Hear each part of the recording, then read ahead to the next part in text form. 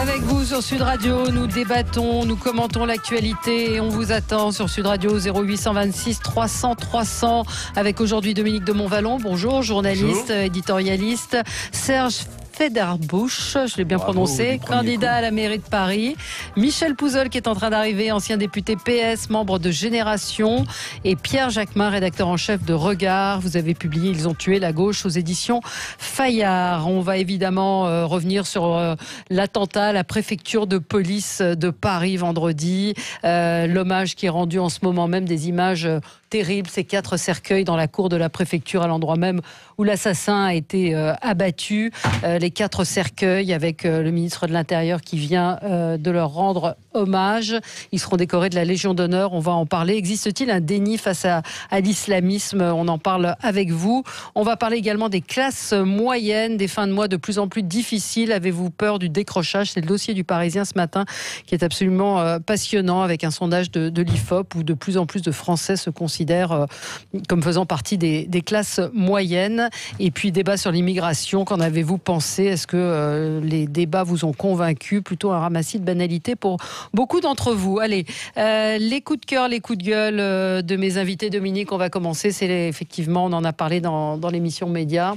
Oui, dans le contexte actuel, ça peut paraître un peu étrange. En 3 mots, mais très sincèrement, coup de cœur pour Eugène Sacomano.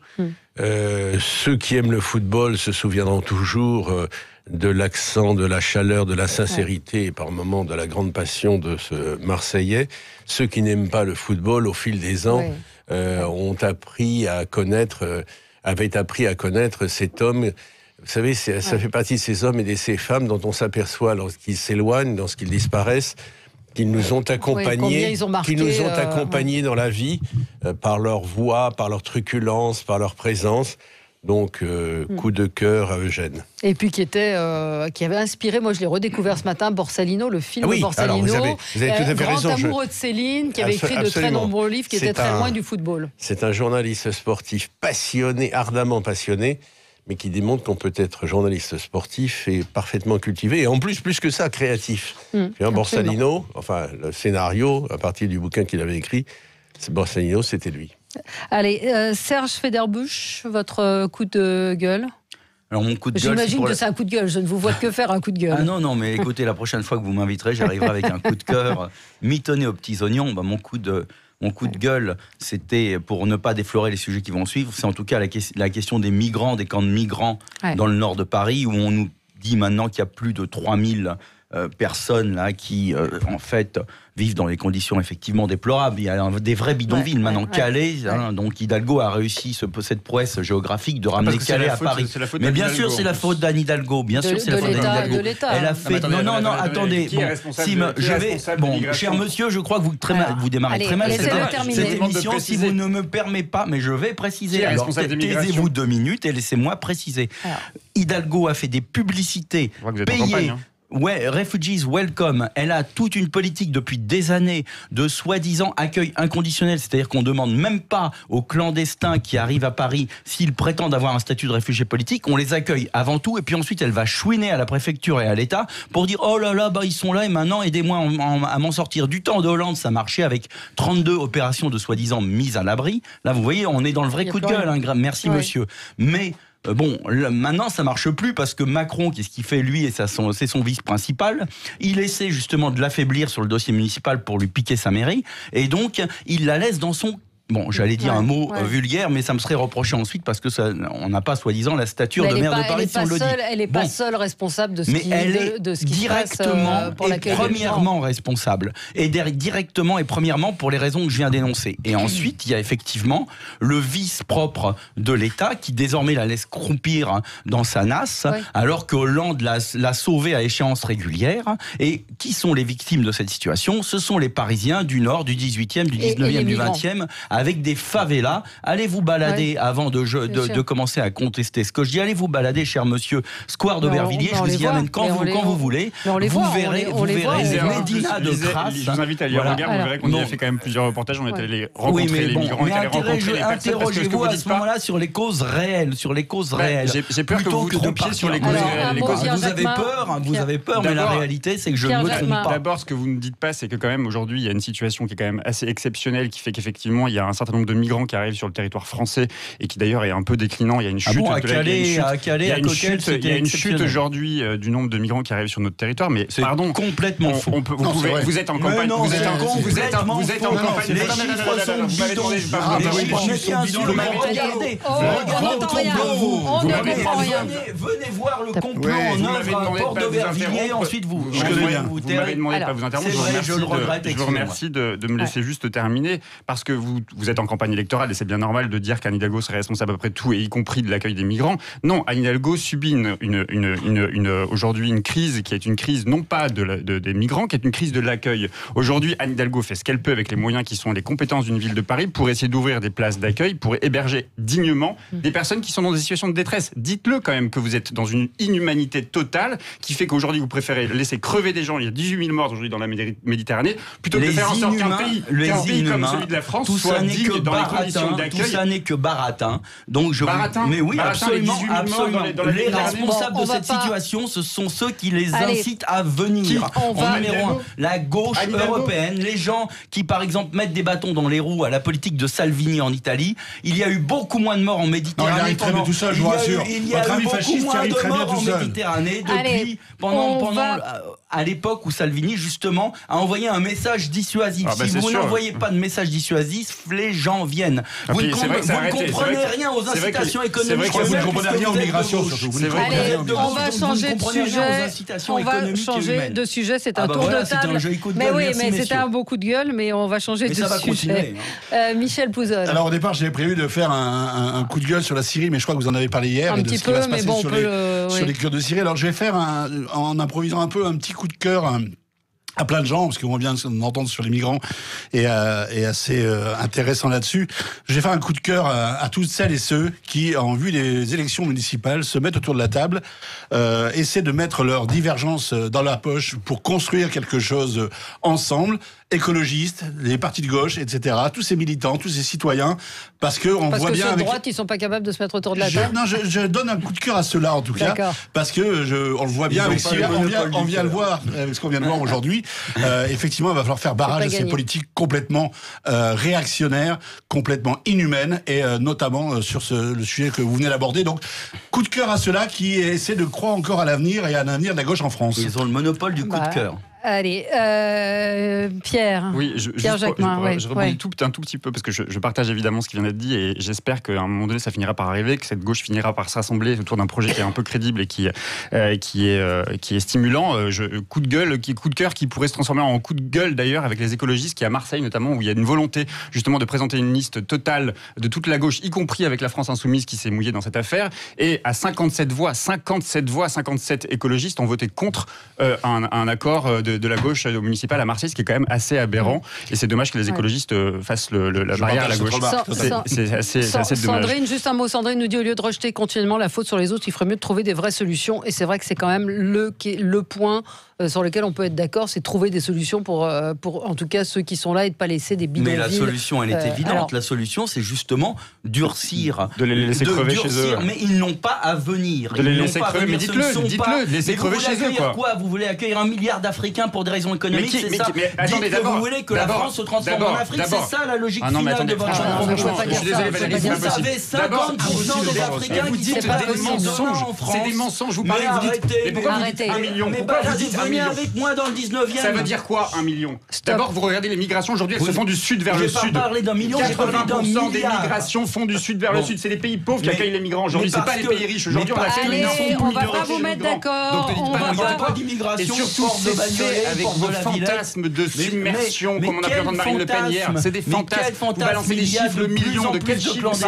Le million, il est accueilli en Allemagne. Mais vous allez dire des conneries. C'est surréaliste. Pierre, votre coup de cœur. Allez, coup de cœur, oui, parce que quand même, il faut quand même se mobiliser pour des sujets qui sont des vrais sujets, qui sont notamment ceux de l'écologie. Et je suis toujours assez heureux et satisfait de voir qu'effectivement, il y a de plus en plus de militants, et notamment de jeunes militants qui s'organisent, et notamment, je pense, récemment, au mouvement de Extinction Rebellion qui a hier occupé, et qui a continué d'occuper encore ce matin la place du Châtelet pour dénoncer justement l'inaction climatique de nos États, et notamment à travers la France. Il y a une semaine d'actions qui vont être qui sont lancées à travers le monde, New York, Sydney, hier à Berlin, hier à Londres aussi. Il y avait plein d'occupations de militants écologistes et aussi de militants sociaux, puisque c'est une mobilisation qui unit à la fois les forces sociales et aussi les forces écologistes. Donc c'est une convergence que je pense est intéressante à observer. Et puis je pense qu'on va encore entendre parler de ce mouvement cette semaine, puisqu'il y a encore plein d'actions qui sont prévues, notamment une à Paris. Encore samedi. Vous êtes d'accord avec ce qui s'est passé au centre commercial Italie 2 ? Il n'y a rien eu, Valérie. Honnêtement, il n'y a rien eu de catastrophique. D'ailleurs, il y a juste eu des tags qui rendaient hommage à Michael Harpon. Non, mais attendez, ça c'est une honte absolue. Et les militants d'ailleurs étaient sur place pour les effacer et les dénoncer. Donc il y a eu sans doute des infiltrations et des attitudes qui sont condamnables, ça c'est une certitude. Après, j'ai entendu dire ça y est, les militants ils empêchent les commerçants, blablabla. Non, il y a eu une entrée qui a été il y avait une partie du centre commercial et l'autre partie du centre commercial, les magasins étaient ouverts, il n'y avait pas de problème. Donc ce sont des militants qui se revendiquent d'une écologie radicale, avec des mobilisations qui sont radicales mais pacifistes. Vous voyez même d'ailleurs la mobilisation d'hier soir, elle n'a même pas été évacuée par les forces de l'ordre, tellement c'était une mobilisation festive, joyeuse, une sorte de nuit debout qui est plutôt utile parce que ça va faire bouger. Enfin, il y avait 200 ou 300 personnes hier, c'est ça, qui se sont rassemblées. Oui, il y avait plus d'1 millier de personnes, je crois, la semaine dernière qui étaient rassemblées. Hier soir un peu moins. Moi, j'ai trouvé que l'opération à Italie 2 était franchement pas, donnait pas une très bonne image du mouvement. Je finis juste là-dessus, c'était pas violent. Et surtout, ce qui est intéressant dans cette mobilisation, c'est qu'à un moment donné, tout le monde nous dit, même Emmanuel Macron nous dit qu'il faut changer ce monde, il faut changer le monde du capitalisme, parce que c'est dévastateur, etc. Il y a 40 nuances d'anticapitalisme dans ce monde, y compris chez Emmanuel Macron. Mais quand même, il faut aussi dire d'où vient le problème. C'est vrai que la société de consommation, la société de production telle qu'on la vit aujourd'hui, changer nos méthodes de production, changer nos méthodes de consommation, c'est important. Et donc, cibler des lieux comme ceux-là qu'on ouvre en permanence, des espaces gigantesques de la surconsommation, c'est, je pense, un bon angle, une bonne lutte que de montrer que c'est de par ces endroits-là qu'il faut commencer à changer de mentalité. Un mot là-dessus. Alors d'abord, que les temps soient à la découverte ou à la redécouverte ou à l'amplification du combat pour l'écologie et dont la gauche n'a pas le monopole, c'est une évidence. Deuxièmement, ce mouvement Extinction Rebellion m'intrigue. J'ai photographié, mais il n'y a pas besoin de ça, mais j'ai photographié à côté de chez moi une des affiches dont le slogan était donc en anglais, le slogan principal était en anglais. Il s'avère aujourd'hui que ce mouvement a quand même une capacité d'action assez forte, il a surgi de rien, et donc je dis de façon forte, neutre mais forte, que j'aimerais savoir d'où ça vient. Comment s'est-il structuré, etc. Et puis troisième et dernier élément, à propos de ce que vient de dire Pierre Jacquemin sur Italie 2. Alors d'abord, qu'il me permette de dire que je souris quand il explique que ça n'a pas été catastrophique. Évidemment, si le critère c'est de savoir si une chose est catastrophique ou pas, dont acte, ça n'a pas... Je reprends au vol. C'était une belle manifestation. Non, je reprends au vol. Je veux dire une dernière petite chose. Je reprends au vol votre formule qui m'a fait sourire. C'était pas catastrophique. On en est là. Bon. J'ai noté qu'il y a un personnage qui est apparu, je ne réduis pas ce qui s'est passé à Italie 2, qui est à mes yeux assez ambigu, mais je ne réduis pas à ce personnage, Jérôme Rodriguez. Ah mais tiens. Donc, autrement dit, quelle est la conclusion qui était en majesté au milieu de tout ce mouvement ? C'est-à-dire qu'on a l'impression qu'actuellement, il y a une transformation du mouvement des gilets jaunes radicaux, et peut-être même par certains côtés, je ne parle pas de Rodriguez, d'une partie des Black Blocs, qui maintenant s'habillent en vert, et ont trouvé une nouvelle façon d'agir dans l'anticapitalisme version on est quoi, octobre 2019. Allez, on va marquer une petite pause et on revient sur l'attentat à la préfecture de police. Existe-t-il un déni face à l'islamisme ? De nombreuses questions se posent. Comment n'a-t-on rien vu ? Et surtout, est-ce que plus généralement, on a un déni ? On ne voit pas, on ne veut pas voir ni prononcer ce mot d'islamisme radical. À tout de suite.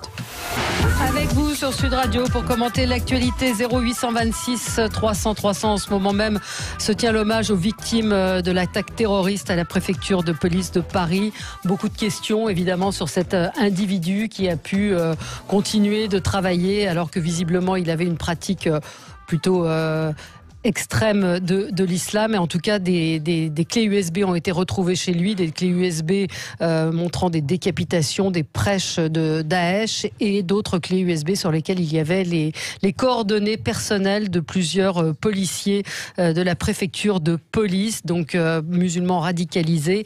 On en parle avec vous. Comment n'a-t-on pas vu venir ? Et puis cette crainte d'être accusé d'islamophobie qui paralyse l'action. C'est un article à lire du sociologue Philippe Diribarne ce matin dans le Figaro qui pose également un certain nombre de questions. Est-ce que si nous n'avons pas vu venir, c'est que nous ne voulions pas voir ? C'est la question que certains se posent. Vous hochez la tête, Pierre Jacquemin ? Oui, parce que c'est une question qu'on ne voulait pas voir. Non, c'est pas vrai. J'imagine qu'aujourd'hui, il y a des services de l'État qui sont suffisamment compétents pour déjouer. Et d'ailleurs, sans doute, le gouvernement s'en vante assez de temps en temps pour dire qu'il déjoue un certain nombre d'actes terroristes par des personnes qui auraient été visiblement identifiées comme étant radicalisées, etc. Moi, ce qui me préoccupe plus, pour tout vous dire, malgré évidemment la tragédie qui a eu lieu la semaine dernière, ce qui me préoccupe plus, c'est l'incompétence du ministre. C'est réellement l'incompétence du ministre. Je suis jamais de ceux qui demandent la démission de qui que ce soit, et notamment quand on est ministre. Mais en l'occurrence, quand il y a un problème comme celui-là, aujourd'hui, c'est plus un problème d'autorité. Enfin, si, c'est d'ailleurs un problème d'autorité. Le ministre ne fait plus autorité ni sur son administration, ni aujourd'hui dans l'opinion. Donc à un moment donné, il y a un problème qui se pose à ce niveau-là. Et l'autre chose qui moi me préoccupe, c'est ce dont on va sans doute parler aussi, c'est l'hystérisation du débat. C'est-à-dire que effectivement, on doit tous s'interroger sur les circonstances de ce qui s'est passé et sur encore une fois le dysfonctionnement qui est un dysfonctionnement grave au sein de l'administration de l'État. Mais les discours qui vont être ceux qu'on a entendus d'ailleurs, qui ont valu au journaliste il s'appelle Jean-Michel Apathy, des attaques avec des noms qui ont volé de collabos ou d'islamo-collabos. C'est ce débat-là qui, moi, me préoccupe. C'est-à-dire que cette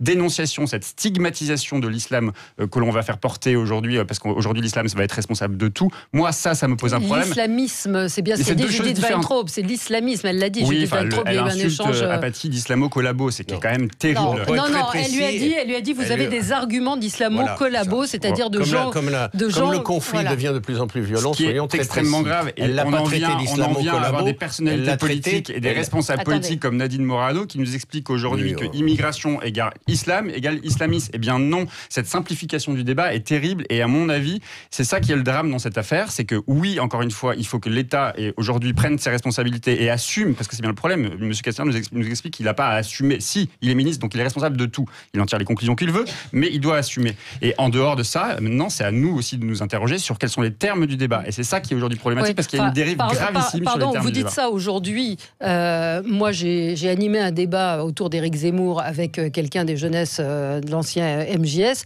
qui avait un discours totalement hystérique sur Christchurch. Et je pense que ça aurait été un attentat commis par un extrémiste de droite. Vous auriez eu, ou les gens de gauche auraient eu exactement le même type d'hystérisation du débat. Mais non, parce que encore une fois, la question de l'hystérisation du débat, c'est comment on parle d'un événement et qu'on en fait une règle d'or. La règle d'or, ce serait que l'islam serait responsable de tout. Non, l'islam, les musulmans de France... Personne n'a dit ça. Personne n'a dit ça.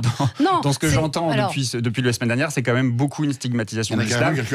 Et encore une fois, la radicalisation de certaines personnes, parce que maintenant, ça y est, l'administration française serait totalement radicalisée, il y aurait une infiltration de radicalisés dans l'administration. Arrêtons, soyons prudents quand même. Il y en a. Il y en a, oui. Donc c'est donc à l'État aussi de faire le nécessaire pour prendre les bonnes mesures qui s'imposent. Mais arrêtons de stigmatiser toute une population. Qui a été très calme. Non, mais est-ce qu'on peut en parler ? C'est ça la question. Bien sûr qu'il faut en parler. Est-ce qu'on peut en parler ? Évidemment, il faut en parler, mais dans les bons termes. Voilà, allez-y. Après avoir entendu effectivement ce festival de déni, parce que là, on n'est plus dans le déni, on est vraiment dans un déni monumental. Il y a eu plus de 290 morts ces 4 dernières années en France. 290 morts. Les attentats anarchistes du début de la fin du 19e et du début du 20e siècle, c'était de la petite bière à côté, d'accord ? Et la grosse différence, c'est que ça continue, ça va continuer et ça s'accélère. Il y a toutes les semaines des gens qui sont poignardés. Alors ensuite, on met des étiquettes islamisme, etc. Bon, ça, c'est un débat, je dirais qu'il y a un débat à la fois d'anthropologues, de théologiens aussi, et d'historiens. Mais en tout cas, il est certain qu'on est face aujourd'hui à une radicalisation massive, à une communautarisation massive d'une partie importante des musulmans français comme dans d'autres pays, parce que c'est une espèce de raidissement, d'ailleurs planétaire. Hein. C'est une forme de... Mais on ne peut pas faire l'amalgame, encore une fois. Alors, mais pas d'amalgame, l'amalgame, il se fait de toute façon par ceux qui perpètrent les attentats en question, puisque eux-mêmes dérivent progressivement. L'amalgame, il se fait par le fait qu'on est plus dans des différences de degrés que des différences de nature, parce que dans le Coran, aussi bien que dans les hadiths, ce sont des sujets que je connais très bien, il y a des prescriptions extrêmement rigoristes et qui peuvent être et des appels également au meurtre. Donc le ver est dans le fruit et le problème est dans le texte initial. Et on peut vouloir nier la question parce que la gauche fait une erreur majeure avec un marxisme mal assimilé, c'est-à-dire de considérer que tout va se dissoudre dans les problèmes sociaux et l'élévation du niveau de vie. Les politiques de la ville qui ont coûté 100 milliards d'euros ces 20 ou 30 dernières années n'ont servi à rien. Ça n'a servi qu'à alimenter la bête. On est face à un déni qui est total et qui, moi, d'une certaine manière... C'est pas que ça m'amuse, mais vous savez, chaque semaine, ça va être de plus en plus dur de tenir ce discours. Chaque semaine, l'angélisme va être de plus en plus difficile à accepter, à supporter. Et un jour ou l'autre, les Français vont basculer. Ils basculeront parce que eux, ils verront la vérité. Et ceux qui basculeront les premiers, ce sont justement les prolétaires qui sont au contact direct de ce problème. Il y a un problème de communautarisme. Il y a un problème du fait que l'islam est une religion. Un dernier mot. L'islam est une religion qui a une particularité, c'est une religion qui transforme le religieux en ethnique et communautaire avec la soumission à une puissance alors, à laquelle on doit Michel tout. Pouzeul va vous répondre dans un instant. Nabil de Bordeaux sera avec nous, 0826 300 300. À tout de suite. Avec vous sur Sud Radio, avec Dominique de Montvalon, Serge Federbusch, candidat à la mairie. Dominique, vous êtes journaliste, mais on vous connaît bien. Mairie, mais je suis pas Michel Pouzeul, ancien député PS, membre de Génération, et Pierre Jacquemin, rédacteur en chef de la revue Regard. On a Nabil en ligne avec nous. Bonjour Nabil, vous voulez réagir au débat ? Oui, bonjour à tous, bonjour à tous les auditeurs. Oui, bien sûr que je veux réagir au débat. J'essaye de réagir au débat depuis une semaine et demie parce que je fais des bonds de 18 mètres. Ouais. Quand j'entends ce qui se passe. Alors, très rapidement, je vais vous faire un CV au niveau de ma vie. Hein, ça va prendre 3 secondes. Hein. J'ai 45 ans, je suis né en Franche-Comté. Je me dis franc-comtois, français et musulman, croyant et pratiquant. D'accord. Quand j'entends qu'on fait du déni, oui, bien sûr on fait du déni, mais pas le déni que tout le monde pense. On fait du déni par rapport aux bons musulmans, à ceux qui pratiquent correctement leur religion, à ceux qui sont dans la modération, à ceux qui sont français. Est-ce que quelqu'un un jour peut commencer à penser à ces gens-là? Parce que quand j'entends les discours, ce discours-là, moi, ça me brise le cœur en 8. Quand j'entends des discours dans les ondes, je me dis, mais c'est pas possible. Pour continuer, je suis un ancien militaire de l'armée française. J'ai fait 10 ans au sein de l'armée. D'accord? Dès comme moi, je ne suis pas unique. Le problème, c'est que vous n'avez pas de contradicteurs en face dans les médias. Vous montrez pas les bons musulmans. Vous ne montrez pas les musulmans. Des musulmans qui travaillent, qui ont des hauts postes. Le déni, il se fait de l'autre sens. Et moi, ça, je dis attention, ça commence à devenir dangereux. Dangereux pourquoi? Parce qu'on va creuser encore de plus en plus ce fossé entre Français. Je dis bien entre Français. Je ne dis pas entre les Français de Souche ou ceci ou cela. Entre Français. Nous sommes Français, je me considère Français. D'accord, voilà. Mais comment est-ce que le mot d'islamisme vous choque? Mais bien sûr que ça me choque. Mais bien sûr que ça me choque. Alors, oui, c'est assez concret. Je ne fais pas de déni là-dessus. Et la majorité des musulmans de France, on ne fait pas de déni là-dessus. On sait qu'il existe des islamistes, des radicaux. Mais c'est une minorité. Interrogez la majorité de ces musulmans-là. Invitez-les dans les radios, dans les télés. Arrêtez de nous inviter des personnes qui se disent représentants des musulmans, mais qui ont déjà, par leur statut, une position qui n'est pas crédible du tout, qui ne sont pas face à la réalité d'aujourd'hui. Merci Nabil de votre témoignage. Michel Pouzeul. Oui, moi je travaille tous les jours en Seine-Saint-Denis, dans la bonne ville de Bondy, où il y a des communautés musulmanes importantes. Et je vous garantis que j'ai pas la peur au ventre de me faire égorger le matin, loin de là. Et je rencontre moi toute la journée des musulmans qui sont tout à fait intégrés, qui travaillent, qui vivent avec d'autres communautés. Ça se passe bien, il y a des vraies réussites. Puis vous parliez tout à l'heure de 290 victimes, effectivement. qui sont apportés malheureusement au discrédit d'une trentaine de personnes. C'est ça la réalité des attentats quand même dans ce pays-là. C'est pas une masse de musulmans. Vous excuserez les 300 morts. Non, j'excuse pas. C'était ironique quand je dis ça. Quand on essaie de nous dire tout à l'heure, que j'entends que l'islam en soi, tous les musulmans seraient... personne n'a dit ça. Si, c'est ce qui a été dit ici, étaient potentiellement en voie de radicalisation. Je dis, c'est faux. La radicalisation, elle concerne effectivement une ultra-minorité, dont une partie qui a des souches totalement, moi je fais pas de différence entre les Français de souche et les Français, on est Français ou on l'est pas, mais totalement qui n'a pas de rapport avec l'islam ou des pays étrangers. Comment vous expliquez, et sans encore une fois faire d'amalgame et sans me faire dire ce que je veux pas dire, c'est-à-dire pourquoi est-ce qu'il y a de plus en plus de femmes voilées aujourd'hui en France? Est-ce qu'il n'y a pas aujourd'hui une poussée de l'islam politique qui pour rentrer en politique arrive par la société? Il y a effectivement un islam politique. Il y a aussi globalement dans la société. Il y a globalement dans la société, et ça ne concerne pas que les musulmans, il y a aussi une recherche il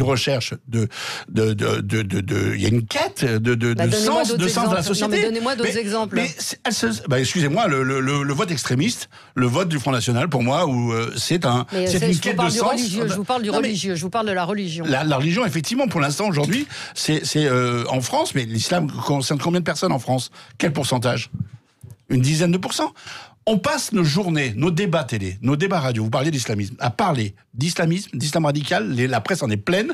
C'est un débat, Macron s'en sert aujourd'hui pour faire un rideau de fumée sur les problèmes des Français. Aujourd'hui, vous avez des agriculteurs qui sont dans la rue, il y a des écologistes qui sont dans la rue, les urgences sont en grève depuis des mois, les gilets jaunes, ça va faire bien une année. Et on cache ça avec cet éternel débat qui existe. Donc vous êtes en train de répondre que je dis qu'on se sert. Je dis que non, il y a effectivement un déni d'arrêté, mais aussi on se sert et on manipule ce débat-là de manière scandaleuse.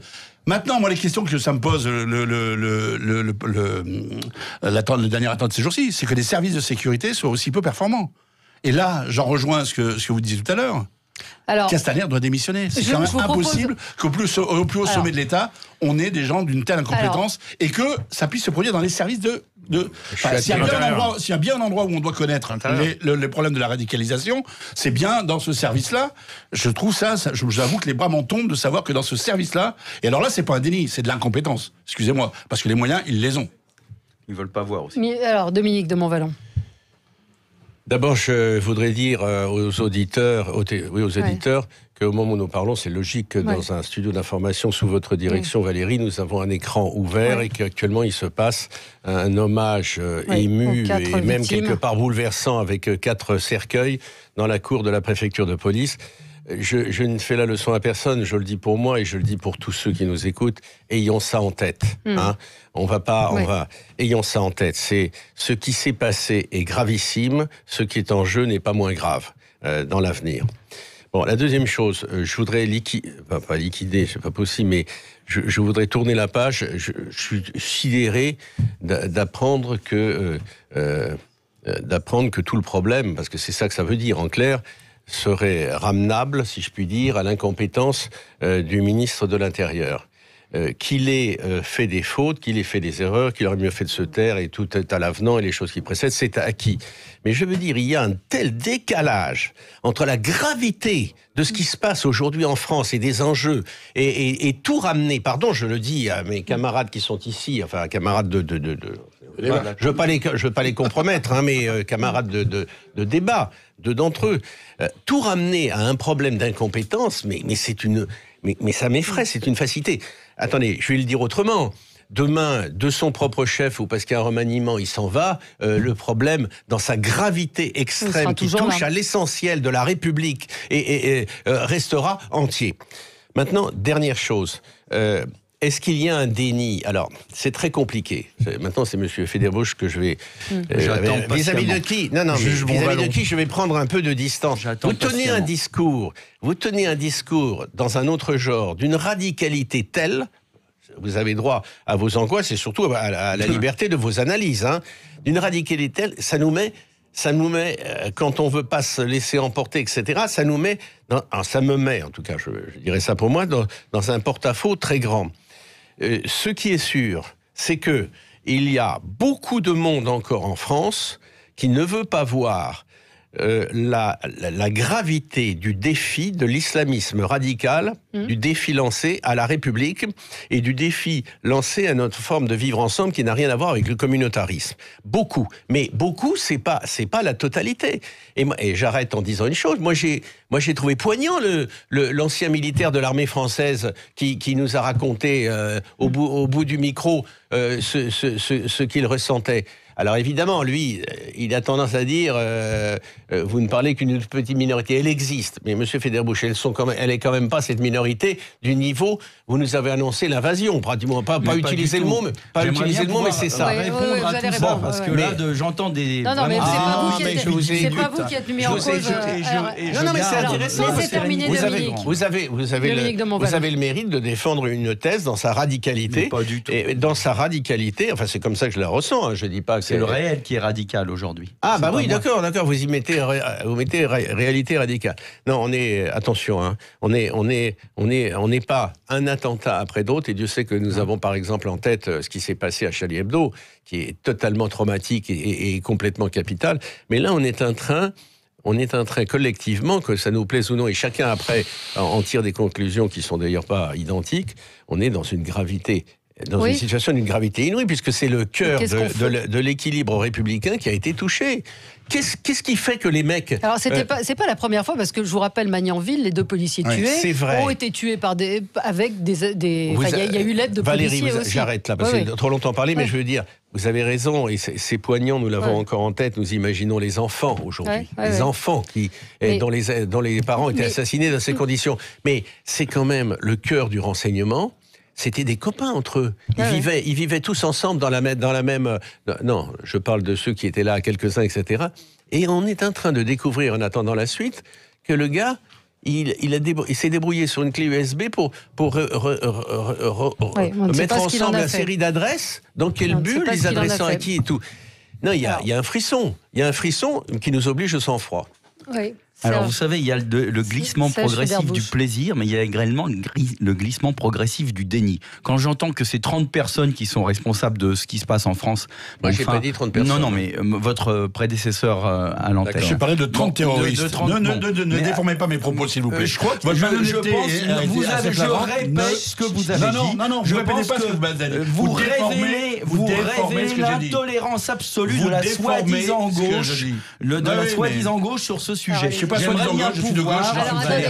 M'exprimer sans être constamment interrompu. Alors, c'est le cas depuis le début. Citez-moi, mais je vous ai cité, vous avez dit que les coupables de ces faits-là, les coupables de ces faits-là sont 30. Bien évidemment que non. Bien évidemment que moi je travaille tout comme vous en Seine-Saint-Denis, dans une commune très proche, à Bagnolet. Dès que je sors dans la rue, je vois de plus en plus de femmes voilées, souvent de la tête aux pieds, avec des fillettes voilées de la tête aux pieds. Cette affirmation est une affirmation politique, sociale, communautariste, une affirmation anti-républicaine. Et quand on baigne dans ce climat-là, eh bien vous en avez, c'est une question statistique, un petit pourcentage ensuite, effectivement, qui vont se radicaliser jusqu'au meurtre, jusqu'au crime. Voilà. Et donc, c'est une question, vous voyez, de strates. Donc, il y a des dénis. Vous êtes dans le déni progressif, mais vous êtes dans le déni quand même. Alors, pour répondre à ce qui était quand même le plus intéressant, c'était, excusez-moi, messieurs, plutôt l'auditeur qui est intervenu à l'antenne.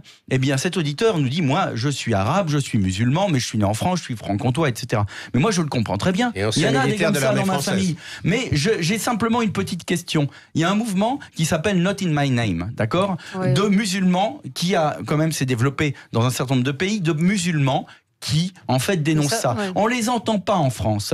Et moi, ce que je ressens, alors là, vous allez m'accuser de subjectivité, de tout ce que vous voulez, mais je le ressens parce que je suis baigné dedans à tout point de vue, du point de vue familial, du point de vue historique et du point de vue professionnel. Ce que je ressens, c'est qu'il y a une fraction relativement importante et croissante des milieux arabo-musulmans ou noirs musulmans qui, d'une certaine manière, sentent que cette espèce de frange radicale et extrémiste, eh bien, incarne quelque chose qui porte haut et fort leur couleur et leur identité. Haut et fort. C'est un terreau qui dépasse de loin les 30 personnes. Et nier ce terreau, parce qu'il y a toutes les semaines des agressions au couteau, toutes les semaines des problèmes en France. Et nier ce terreau, considérer que seul, il y a juste la petite tête infectieuse, vous voyez, qui en fait résumerait l'infection, eh bien c'est faux. La petite tête infectieuse ne fait que refléter une infection qui tourne à la gangrène de plus en plus. Et quand on ne veut pas voir les problèmes, eh bien les problèmes nous rattrapent, les faits sont têtus, disait une certaine valeur de la gauche autrefois, valeur qui a sans doute été perdue de vue par ceux qui s'expriment aussi aujourd'hui. Et moi, je les attends simplement, semaine après semaine, avec un déni de plus en plus difficile, où à la fin, ils seront à court d'arguments, parce que le sang des Français coulera de plus en plus. On a Mathieu en ligne avec nous. Bonjour Mathieu. Valérie, bonjour. Bonjour. Écoutez, je voulais répondre à Nabil, l'auditeur qui est passé avant, parce que c'est assez révélateur de ce qui se passe en France. J'étais étonné, et j'étais étonné même vous-même que vous ne lui fassiez pas la remarque, mais peut-être que vous ne voulez pas souffler un peu sur les braises. Il n'a pas eu pas un mot sur les victimes de la préfecture. Il n'était intéressé et passionné que par le fait qu'on puisse faire l'amalgame, qu'on ne fait pas, entre les musulmans qui pratiquent leur religion normalement et ceux qui se sont radicalisés. Il se plaignait qu'en France, on fasse l'amalgame, alors qu'on nous répète sans cesse qu'on fait attention à ne pas le faire, cet amalgame. Et je voudrais juste rajouter une chose. Je vais prendre un exemple dans l'Institut Montaigne qu'on ne peut pas taxer d'islamophobie ou proche des thèses du Rassemblement national, qui ont fait une étude sur la communauté musulmane en France il y a 2-3 ans et qui avait révélé qu'il y avait 30% de la jeunesse française musulmane qui plaçait la charia avant les lois de la République, ce qui veut quand même permet de confirmer la thèse selon laquelle il y a un mouvement qui tend vers la radicalisation qui n'est pas aussi minime et aussi infime qu'il veut bien le dire. Merci Mathieu. Juste par rapport à Nabil, je pense que quand on est dans le feu du débat et qu'on est sur le débat sur l'islamisme, enfin à chaque fois qu'il y a un auditeur qui appelle, il ne dit pas, je pense il apporte sa pièce à la construction. Donc je pense que Nabil a de la compassion et c'est un petit peu ce qu'il voulait dire aussi quand il disait la plupart des musulmans ne se sentent absolument pas concernés par ces choses-là. Donc j'ai pas effectivement eu le sentiment qu'il était du côté de l'assassin. On a plusieurs réactions sur Twitter. On n'aide pas ces jeunes qui sont dans ces quartiers très souvent harcelés par ces gens alors qu'ils ne demandent qu'à vivre en paix. On les laisse faire. J'ai été témoin d'une bande de radicalisés qui embêtaient des jeunes parce qu'ils ne faisaient pas Ramadan. Qui les aide, ces gens-là? Et on raconte aussi beaucoup dans les mosquées des gens qui vont pour retourner la tête, pour essayer de prêcher et de convertir un certain nombre de musulmans. On va marquer une petite pause et on se retrouve dans un instant. Restez avec nous sur Sud Radio.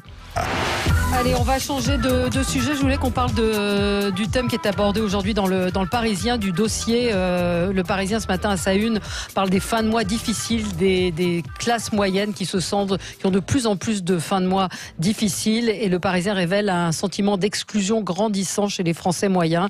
C'est une étude qui nous apprend qu'une partie de la classe moyenne a le sentiment de décrocher. Plusieurs indicateurs étaient pourtant bons, les revenus, le niveau de vie, le pouvoir d'achat, mais depuis 5 ans, le chiffre de la classe moyenne, en tout cas, sont en train les gens se sentent de plus en plus déclassés. C'est un sentiment général, c'est de plus en plus dur. Certains renoncent aux vacances, font leurs courses avec des promos. On vit globalement mieux, mais la consommation, qui était l'alpha et l'oméga du bien-être, on a le sentiment quand même de vivre de plus en plus mal. Michel Pouzol, je rappelle que vous avez été à la rue, vous avez même écrit un livre là-dessus. Oui, mais j'ai aussi fait un documentaire sur la paurophobie justement et sur ce sentiment-là.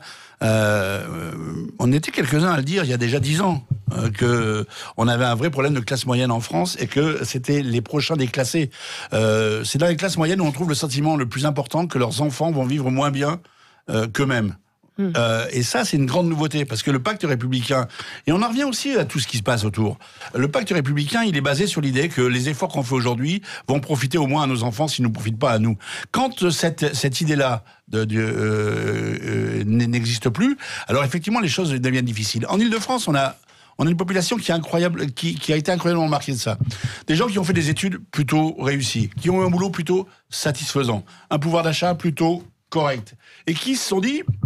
pour vivre un peu mieux qu'à Paris, puisque c'est un peu compliqué de vivre à Paris maintenant, ça devient même impossible, on va s'éloigner un peu. Donc on va aller vivre dans la 2e couronne. On va avoir une maison, qui se sont un peu endettés, et qui d'un coup découvrent la réalité de la crise aujourd'hui, c'est-à-dire qu'ils sont les sacrifiés de l'entreprise, parce qu'aujourd'hui, un cadre, ça coûte cher, donc on s'en sépare plus vite, qui découvrent qu'il n'y a plus de services publics autour d'eux, qui découvrent que les transports fonctionnent mal, que leurs enfants ont du mal à aller à l'université, ce qui n'est pas le cas, etc.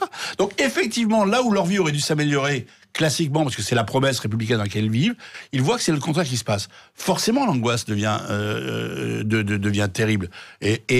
Et c'est aussi une partie, alors on revient toujours à ça, mais de ce qui s'est passé sur les ronds-points des Gilets jaunes, parce que les Gilets jaunes, c'était pas forcément les plus pauvres de la France. Non, c'était des gens qui travaillaient. C'était des gens qui travaillaient, c'était des artisans, c'était des gens qui étaient des classes moyennes, c'est des gens surtout qui ont l'impression que leur niveau de vie ne peut plus être maintenu, mais même vivre tout simplement avec un salaire. Et que le salaire ne suffit plus, le diplôme ne suffit plus à s'assurer une vie décente. Effectivement, cette angoisse, elle est d'autant plus grande. Je vais vous dire une chose, quand on galère tout le temps, quand vous êtes quasiment à la rue, finalement, votre préoccupation, c'est la survie. Et de savoir comment va se passer l'heure qui vient, le lendemain. Mais quand vous avez l'impression que les choses, à long terme, se dégradent, le sentiment, il est beaucoup plus sourd, il est beaucoup plus profond, et il est aussi parfois beaucoup plus violent. Et c'est vrai que ce sont les oubliés, ils ont été aussi les oubliés des politiques. Personne ne parlait alors, à une exception près, le Front National, à un moment donné, a très bien su parler, notamment dans ces territoires dont je vous parle, à ces gens-là qui, par ailleurs, dans leur environnement quotidien, que ce soit dans leur travail ou dans leur environnement quotidien, ne voyaient jamais l'ombre d'un politique venir leur parler ou s'adresser à eux. Ce qui aussi fait naître une énorme défiance et à la possibilité publique. C'est là aussi la faute aux politiques, que j'en prends ma part. Serge Federbusch. Federbusch, je vais y arriver. Bon, alors d'abord, il y a un déclassement évident qui, parfois, est d'autant plus mal vécu qu'il est nié. Là aussi, il y a une forme de déni. C'est-à-dire que, il y a des statistiques qui vous expliquent en ce moment, malgré tout, le pouvoir d'achat progresse, mais en réalité, ça se passe pas du tout comme ça, et les gens le sentent sur le terrain. Pourquoi ? D'abord, parce que les statistiques de l'INSEE sur l'inflation et la hausse des prix qui permettent ensuite de calculer l'évolution du pouvoir d'achat sont biaisés et faussés par le fait qu'ils considèrent qu'il y a une part de baisse des prix sur les produits électroniques. Alors ça a l'air de rien, c'est très technique, mais ça sous-estime gravement l'inflation réelle sur les produits de base qui lamine progressivement le pouvoir d'achat des classes moyennes ou des classes ouvrières d'ailleurs, pour peu qu'elles existent encore. Tout le monde est déclassé par ce biais-là, et il y a une forme de déni de l'appareil statistique et de l'État là-dessus. Ensuite, il y a quand même une espèce de pyramide de Ponzi, c'est-à-dire qu'aujourd'hui, l'État paye ses fonctionnaires et n'entretient son système de redistribution et d'allocation d'aide en tout genre, qui maintient plus ou moins la paix sociale, que parce que il se finance à taux d'intérêt zéro grâce à une espèce d'association de malfaiteurs qu'on appelle les banquiers centraux. Donc on est sur une espèce de pyramide extrêmement fragile, et je crois que les gens le sentent. Et ils le sentent comment ? Ils le sentent comment ? Ils le sentent parce que de temps en temps on entre dans le concret. Alors quand vous avez quelques escogriffes du gouvernement qui vous expliquent que on va pouvoir augmenter les taxes sur le diesel ou des choses comme ça, et que des gens qui ont mis sous pour se payer une petite maison dans la périphérie d'une ville et qui ont besoin d'une voiture pour aller travailler, avec la femme et le mari qui en fait n'habitent pas au même endroit, donc ça fait 2 voitures parce qu'il n'y a pas de transport en commun réel, et le fils qui arrive à 18-19 ans, qui se trouve un boulot péniblement ou un stage mal rémunéré, qui a besoin lui aussi d'un véhicule, on leur dit on va vous prendre 5 ou 10% de frais supplémentaires pour vos transports, on leur met la tête sous l'eau. Et c'est ça les gilets jaunes, et ça va pas disparaître du jour au lendemain. Pierre Jacquemin. Oui, moi j'ai l'impression qu'on vit aujourd'hui, en tout cas on subit aujourd'hui les conséquences de politiques libérales de 30 ans. Ça va faire bondir à mon ami Dominique de Montvalon, j'imagine, mais c'est vrai que j'ai l'impression que c'est ça qui se passe aujourd'hui. Je me souviens, jeune étudiant, avoir lu un livre qui s'appelait La déstabilisation. Non, ça s'appelait pas La déstabilisation des États, mais ça s'appelait Les métamorphoses de la question sociale. C'était le philosophe Robert Castel qui avait écrit ça, et il parlait dans son livre de déstabilisation des stables. Ça me parlait vaguement, mais aujourd'hui je pense qu'on vit ça. C'est-à-dire que pendant tout un temps, il y avait une partie de la population qui était stabilisée avec principalement des contrats à durée indéterminée, des salaires fixes qui pouvaient augmenter dans le cadre des participations à des entreprises. Et aujourd'hui, avec le délitement du code du travail, le fait qu'on soit revenu sur des protections sociales, des protections en termes de garantie d'évolution professionnelle, et encore une fois, le détricotage du code du travail a participé aussi de cette paupérisation, de cette précarisation du monde. Je pense aussi évidemment à toutes les privatisations, le le fait qu'aujourd'hui l'État n'ait plus la main sur des décisions qui sont importantes. Quand on voit qu'aujourd'hui effectivement EDF s'apprête à encore augmenter les tarifs de l'électricité, ça me pose question sur la responsabilité du politique à intervenir sur le quotidien des Français. C'est-à-dire qu'on attend d'un homme et d'une femme politique aujourd'hui qu'elle fasse en sorte que son pouvoir d'achat, son salaire, sa protection professionnelle soit garantie. Or aujourd'hui, toutes les politiques qui ont été menées consistent précisément à décharger l'État de compétences qui font que les Français pourraient justement avoir un minimum un loyer encadré, pouvoir avoir un salaire évolutif décidé par l'État. Il y a un paradoxe quand même, alors ce que je disais en introduction, que le niveau de vie, le pouvoir d'achat et les indicateurs sont plutôt au beau fixe. Enfin, c'est plutôt. Donc est-ce que c'est un sentiment ou c'est pas qu'un sentiment, parce que Valérie, vous avez raison sur une chose, c'est vrai que sans doute on vit beaucoup mieux, même si aujourd'hui on s'aperçoit que par exemple sur les questions, on prend les questions de santé, on voit qu'aujourd'hui on vit moins bien, plus vieux, mais on vit moins bien. Donc c'est des problématiques qu'il faut réfléchir. Aujourd'hui il y a une mobilisation des EHPAD, aujourd'hui plus personne n'a les moyens, enfin peu de monde a les moyens aujourd'hui d'assurer une place dans un EHPAD à ses parents qui sont en situation de dépendance. Donc c'est ces problématiques-là. Et encore une fois, ça coûte plus de 1800 € d'aller dans un EHPAD. Donc encore une fois, c'est vraiment, je prends pas la petite chose par le petit bout de la parce que je m'interroge vraiment sur ce que le politique ne fait plus et a délaissé justement au monde de la finance, au monde des grands décideurs que sont les grandes entreprises qui décident de l'augmentation du gaz, d'EDF, des transports, du tabac, du logement. Et ça, c'est un problème de coupure sur le gaz et l'électricité. Dominique, rapidement, parce que les Françaises déclarant appartenir à la classe moyenne est passé de 70% en 2008 à 58% en 2019.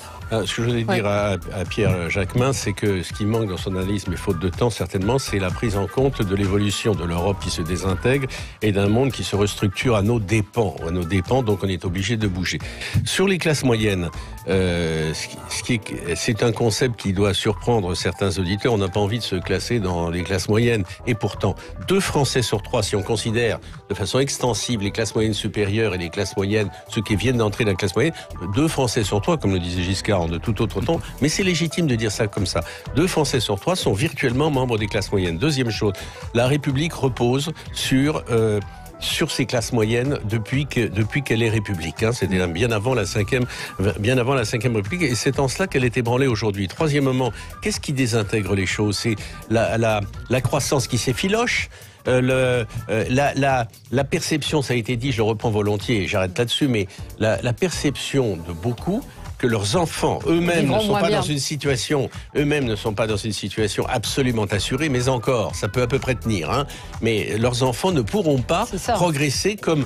C'était ça le concept de la République. Donc voilà. Merci à tous les 4. À suivre, André Berkoff sera avec vous au micro de Sud Radio. Très bonne journée, on se retrouve demain.